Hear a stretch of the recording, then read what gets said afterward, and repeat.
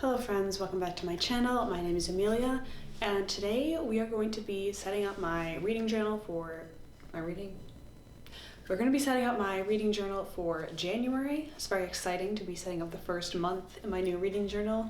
Of course, we already kind of broke it in with the beginning of the year spreads, but that always feels like, I don't know, it doesn't feel quite like you've started it as much as setting up a fresh month does.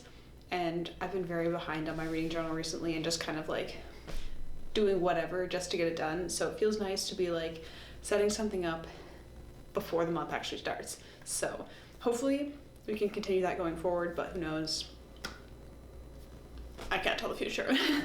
And then we are also going to talk quickly about some of the books I'm hoping to read in January, but we're going to start with my reading journal first. So let's go ahead and jump into that now, and I will see you after. All right, welcome back into my reading journal. So after doing my black and white whatever, I only used black for my beginning of year setup, and I felt like we needed to switch it up, add some color. And recently I've been looking at a lot of really colorful like graphic design work. I don't know if I mentioned this, but I am a web designer at work and I make a lot of like banners and stuff. So I like to, look for some inspiration for new things to try. And a lot of really colorful stuff has been kind of coming back into the design world, specifically like more modern versions of sort of more retro styles. And I really enjoy like the color palettes of a lot of like the kind of the more retro stuff. And I have actually previously made a poster that using this kind of sign, like movie drive-in sign. And I thought it would be fun to do something really similar in my reading journal using it was a little bit hard to find colors in my marker collection that are retro-ish because I feel like they're usually a slightly like more muted versions of the colors, which I didn't really have. So we're using a little bit more saturated colors than I would prefer. But yeah, the theme is, I haven't really said, but I mean, I kind of said, but we're going for like a retro theme. I was having a hard time figuring out how to incorporate what I did on the title page into the TBR page. So I went like kind of different, and each of these pages is a little bit of a slightly different retro style. So it's a little bit, fun and mismatched in that way. But I think by using all the same colors, and it's still like the same sort of theme, it's like a slightly different execution of it, I think it all still sort of looks like one cohesive theme.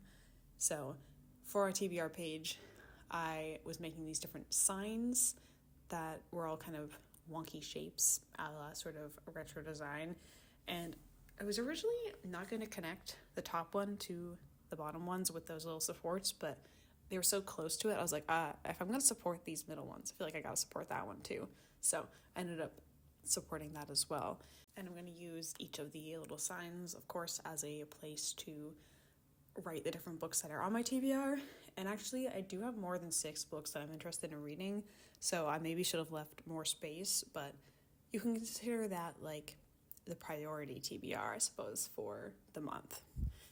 And now we are moving on to the title page. Normally I start with the title page, but I just felt like going from left to right, I don't know, for some reason that was just what I wanted to do this day, so that is what I did. And we're using a retro kind of vibe font for the header. This particular one is called Lobster. You can find it on Google Fonts if you're interested in it. And then I'm just doing not a rainbow, but like, I guess like the vibe is kind of rainbow, different stripes of colors, but this is of course not at all following a rainbow order. It is just inspired by some vintage retro color palettes that I saw online. And putting together this color palette was very difficult. As I said, most of my markers are not they're too saturated for the right vibe. So I tested probably like every freaking marker that was brown and yellow. Those were specifically the ones I found really hard to choose. Like the pink kind of colors, I felt like weren't too hard to find and choose. But the brown and the yellow, trying to find one with the right kind of undertone and also saturation was really difficult. And I think that these work just because the other markers are also still quite saturated, so they sort of fit the vibe. But I think I would have preferred to have have them be like less dark, I suppose, because the brown is kind of dark, but it's a similar, I suppose, lightness to the darker pink. So I think it kind of works, and it is a sort of simple title page, but I like the way it looks. And also I think this theme will be quite easy to implement into different book pages, which is often where I struggle with my reading journal, is keeping up with all the book pages, especially when I want them to like reflect the theme of the month. If I make it too complicated, then I just start to struggle. But we are now on to my pages read tracker. Normally on this left-hand page, I would put the month in review, but I've decided to put them all in the beginning of year setup, all next to each other, and so they'll all use the 2025 theme, and I can look at them all right next to each other and easily compare months. So yeah, I've not put it in here. It's going to be there instead. And I decided to add this green here because I thought it was kind of retro-y, but it doesn't actually really fit with the other colors I had chosen, so I kind of regret using that green, but oh well. This header was based on a sign I saw for a motel, and so I mixed up the font a little bit here and tried to go with something that was more aligned with that image that I saw, but I did mess up and write pages at the top there where I meant to write red, because this is for pages read, so I did have to do a little bit of a fix there, but that's okay. We can fix things, and that is pretty much it. This is always a very simple page. I decided to outline it in black because I felt like it was maybe missing something a little bit, but yeah, that is everything. Very simple setup, as I said. Okay, welcome back. So I was just picking up some of the books that I hope to read, and my whole book pile is just collapsed. I don't think you can see it, but just know behind me, chaos is reigning. So let's go ahead and talk about some books I hope to read. First up, I have a couple library books here, so those are ones that I gotta read, because otherwise I gotta return them. However, these two, there is a chance I might still get to one of these two in December, but at least this one I probably won't finish in December. So firstly, I have The Empress of Salt and Fortune. This is a little, oh my god, if I could speak. This is a little novella. It's by the same author who I read a novella of hers earlier in December called When the Tigers Came Down from the Mountain, and it was very poetic, and I just really enjoyed the writing. The story was I don't know, I liked it. It wasn't crazy, but that was kind of not the point. And this is another one within that series. I don't actually know if it's a series or just kind of a collection, but they are all set in China, or this one actually says it's set in China. The other one I believe was a fantasy world. I'm not sure if it was actually supposed to be in China or fantasy entirely, or magical realism. I don't really know exactly, but I really enjoyed that one, so I picked up the next one. If I enjoyed this one as well, I might buy the other ones, just because at least the first one really made me want to annotate it. So yeah, that's that. And then I have Empire of Silence, which is book 1 in the Sun Eater trilogy, no, just series, which is a series that was really popular on BookTube this year, and I hadn't got around to it yet, but I got the first one from the library, so we shall see if I like it. I think it's more of sci-fi than I usually go, but I did read a couple of sci-fis this year and I enjoyed them, so I'm willing to break out of the strictly fantasy bubble because this is apparently very good. So that's another thing. And then I have a few books here that I own already and one that I think I'm gonna buy. So let's just get, okay.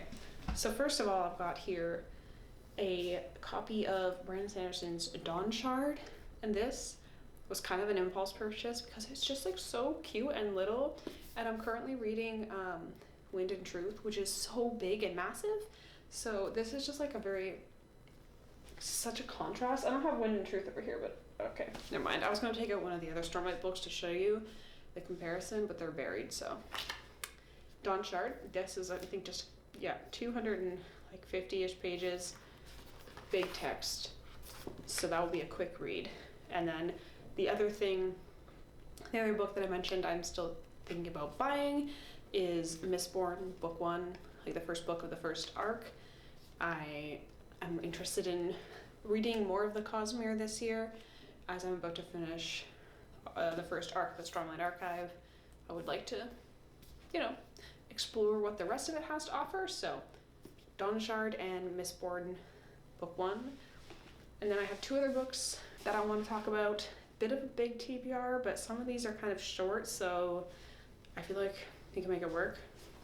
So first I have Forbidden City. This is book 2 in the Dragon's Legacy. The first one, that's rude. The first one being the Dragon's Legacy, and this was just one that I kind of picked up because I think it was this, I had seen the cover of this one and thought it was cool, and when I looked it up online, the like demo sample that you can read was just really well written. So Forbidden City, that's what I'm really hoping to get to because I really enjoyed Dragon's Legacy, and you should definitely consider checking it out.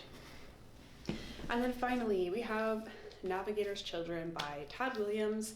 I've been waiting for this book for a long time, so it was exciting to finally have it, although I have had it for already kind of like a month, and I didn't start it because I knew Wind and Truth was coming and I wanted to read that first. Also, like, the text is quite small in this bad boy, so even though it's only 700 pages, it's not going to be a fast read, and I'm probably not going to start this until, so, first week of January, I will be here. Second week of January, no. The first like half week of January, because the first week of January is like half week shared with December, I'll be here. Then the next week, I'm on vacation, so I'm probably not going to start this before I go on vacation. Also, I have some library books, so I usually make the library books a priority. So yeah, I do really want to get to this because I've been waiting for a long time to read it, but I'm not sure when this month I will get to it. So yeah, that's Navigator's Children, which is of course the 4th book in the Last King of Ostenard trilogy. So yeah, that is the pile. It's not a crazy pile. I mean, there is still one book that's like not here, but it is a decent amount of reading. I don't always get to this many books, but I think it will help that some of them are short. But yeah, I think that is all that I have to talk about today. So thank you so much for watching. Consider subscribing if you enjoyed this video, and I will see you next time.